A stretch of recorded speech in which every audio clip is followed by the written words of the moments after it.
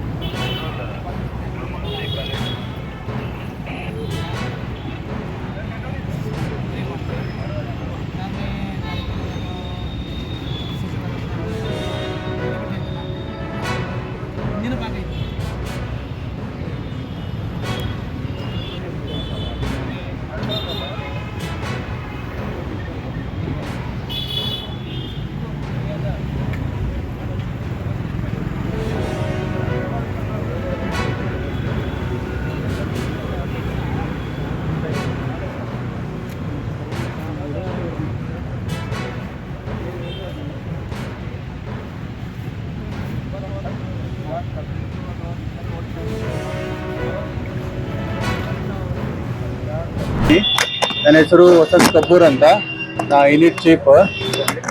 ಈ ಪೇಷಂಟು ಪೂಜಾ ಅಡಿಯಪ್ಪ ಕಡಕ್ಸ್ವಾಮಿ, 25 ವರ್ಷ, ಕುಂದರ್ಗಿ ಗೋಕಾಕ್ ತಾಲೂಕಿನಿಂದ ಬಂದಿದ್ದಳು. 24ನೇ ತಾರೀಕು ರಾತ್ರಿ 11 ಗಂಟೆಗೆ, 11:20ಕ್ಕೆ ಅವಳು ಬಂದಾಗ ಇವಳು ಐತೆ ಪ್ರೆಗ್ನೆನ್ಸಿ, 3 ಮಕ್ಕಳು ಇದೆ, ಒಂದು ಅಬಾರ್ಷನ್ ಆಗಿದೆ. ಅರೌಂಡ್ 7 ತಿಂಗಳು 8 ತಿಂಗಳು ಇದ್ದಳು. ಇನ್ ಕೋಮಾ ಅಂದರೆ ಪ್ರಜ್ಞಾವಸ್ಥೆ ಇರಲಿಲ್ಲ ಅವಳಿಗೆ. ಆಂಟಿಪಾಟಮ್ ಎಕ್ಲಾಂಪ್ಸಿಯಾ ಅಂತಾರೆ ಅದಕ್ಕೆ. Antepartum eclampsia in coma with RH negative pregnancy with anaemia, ಇಷ್ಟೆಲ್ಲ ರಿಸ್ಕ್ ಫ್ಯಾಕ್ಟರ್ ಇದ್ದು. ಅವಳು 11:20 ಬಂದಿದ್ದಳು. ಅವಳು ಪ್ರಜ್ಞೆ ಇರಲಿಲ್ಲ ಅಂದರೆ ಇಮ್ಮಿಡಿಯೇಟ್ ಅವಳನ್ನು ನಾವು HDUಲಿ OICUಲಿ ಹೋದು ಡೈರೆಕ್ಟ್ ಇಂಟ್ಯೂಬೇಟ್ ಮಾಡಿ ಏನು ಪ್ರೋಟೋಕಾಲ್ ಫಾಲೋ ಮಾಡಬೇಕು ಎಲ್ಲ ಮಾಡಿದ್ದೀವಿ. ಆಮೇಲೆ ಎಲ್ಲ ಸ್ವಲ್ಪ ತಪಾಸ್ ಮಾಡಿದಾಗ ಅವಳು ಹಾರ್ಟ್ ಸ್ವಲ್ಪ ಡೈಲೇಟೆಡ್ ಕಾರ್ಡಿಯೋಮಯೋಪತಿ ಅಂತಾರೆ ಅದಕ್ಕೆ. ಸೊ ಅದು ಹಾರ್ಟ್ ಪಂಪ್ ಮಾಡಲ್ಲ, ಅದು ನಿನ್ನೆ ಡಯಾಗ್ನೋಸ್ ಆಗಿದೆ. ನಾವೆಲ್ಲ ರಿಸ್ಕ್ ಹೇಳಿದ್ವಿ. Prognosis was very much guarded on admission. So inspired of our best efforts, today at 3 o'clock she got arrested. Heart attack ಅನ್ನಲ್ಲ, ಅದಕ್ಕೆ ಕಾರ್ಡಿಯೋಮಯೋಪತಿ ಅಂತಾರೆ, ಪೆರಿಪಾಟಮ್ ಕಾರ್ಡಿಯೋಮಯೋಪತಿ. ಪ್ರೆಗ್ನೆನ್ಸಿಯಲ್ಲಿ ಹಾರ್ಟು ದೊಡ್ಡದಾಗುತ್ತೆ, ಅದು ಪ್ರೆಗ್ನೆನ್ಸಿ ಸೆಕ್ಯುಲಿ ಅನ್ಬೋದು ನಾವು, ಕಾಂಪ್ಲಿಕೇಶನ್ ಅನ್ಬೋದು. ಡೈಲೇಟೆಡ್ ಕಾರ್ಡಿಯೋಮಯೋಪತಿ ಅಂದರೆ ಹಾರ್ಟ್ ಸ್ವಲ್ಪ ದೊಡ್ಡದಾದ್ರೆ ಏನಾಗುತ್ತೆ, ಅದು ಪಂಪಿಂಗ್ ಕೆಪಾಸಿಟಿ ಕಳ್ಕೊಂಡು ಬಿಡ್ತದೆ. ಪಂಪಿಂಗ್ ಕೆಪಾಸಿಟಿ ಕಳೆದ್ಬಿಟ್ಟು ಬ್ರೈನ್ ಅನಾಕ್ಸಿ ಆಗ್ತದೆ. ಪ್ರಜ್ಞೆ ಕಾಂಗ್ರೆಸ್ ಪಾರ್ಟಿ ತನ್ನ ಅಭ್ಯರ್ಥಿಯನ್ನು ಅವರ ವಿರೋಧವಾಗಿ ಹಾಕಿ ಅಲ್ಲಿ ನೆಹರು ಅವರನ್ನು ಸೋಲಿಸೋದಕ್ಕೆ ಹೋಗಿ ಸೋಲಿಸೋದು ಕೂಡ ಸೋಲಿಸ್ತಾರೆ.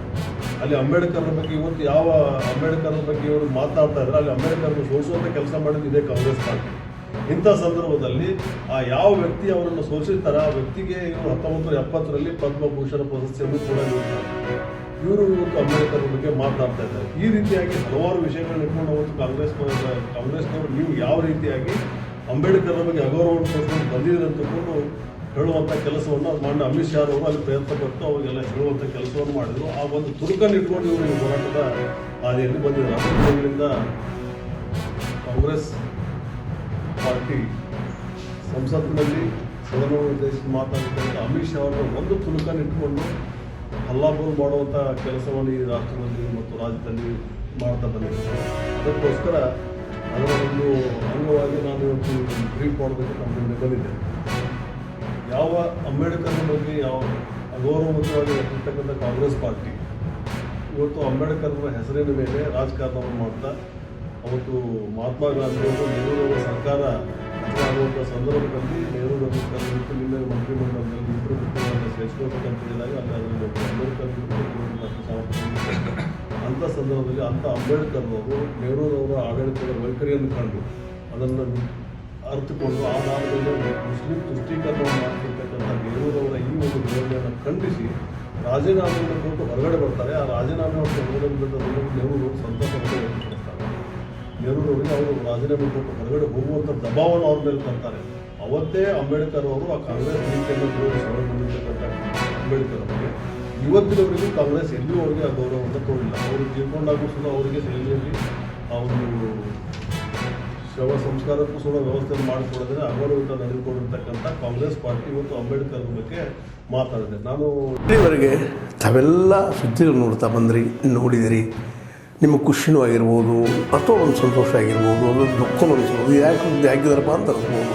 ಏನು ಅನಿಸಲ್ಲ ನಿಮಗೆ, ನಿಮ್ಮ ಅನಿಸಿಕೆಗಳು ನಮ್ಗೆ ಭಾಳ ಪ್ರಮುಖ. ಈ ಸುದ್ದಿಗಳು ನಿಮ್ಗೆ ಏನು ಅನಿಸಿದ್ರು ನೀವು ಕಾಮೆಂಟ್ ಬಾಕ್ಸಲ್ಲೇ ಹೇಳ್ತಾ ಇರ್ರಿ. ಜೊತೆಗೆ ಎಲ್ಲಕ್ಕಿಂತ ಹೆಚ್ಚಿಗೆ ಇದನ್ನು ಶೇರ್ ಮಾಡ್ತಾಯಿರ್ರಿ ಈ ನ್ಯೂಸ್ಗಳನ್ನು. ಜೊತೆಗೆ ಏನಪ್ಪ ಅಂದ್ರೆ ಹೇ ಸೀತಾರಾಮ್ ನಿರಂತರ ನೋಡ್ತಾ ಇರ್ರಿ. ಹೇ ಸೀತಾರಾಮ್ ಇದು ಸತ್ಯದ ಕೈಗರಣೆ. ವಂದನೆಗಳು.